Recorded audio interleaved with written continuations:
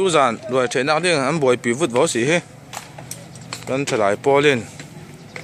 he con cặp ba bữa lâu lặng ao bữa lâu hai phần gắn mặt hàng đường riêng làm sao cả vale y tuôn cả trung trung châu dạ riêng làm sao cả vale y tuôn cả trung trung châu riêng làm sao ấy khỏe rồi nè con in à cái này này này trở lại po tu là chun nã thon con phải nã thon rồi con ấy tuôn chun nã thon rồi con ấy nó nấu xí he rồi là man mà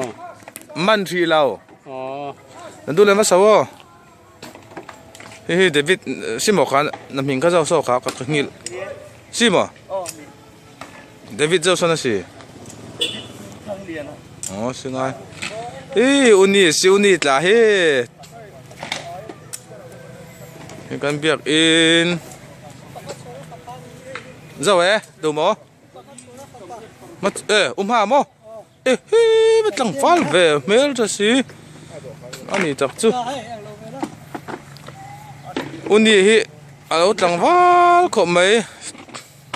việc vui là nè mình là nè uni hiền anh call berang cái gì thu berang cái gì vậy tụi kinh gì chứ chiar cậu mấy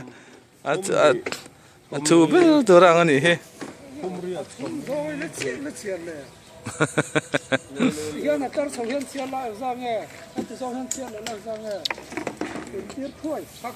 hey mà lại cho nên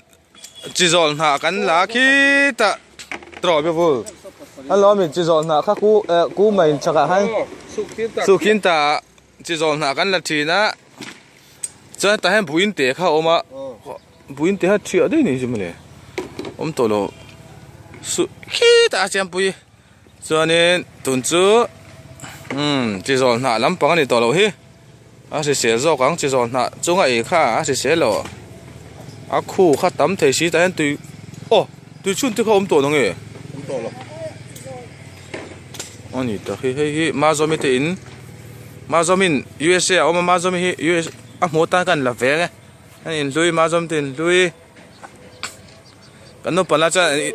anh mà hàng cụ vào đó là xem trên hi cần mua chu sukun là mi office là chokidar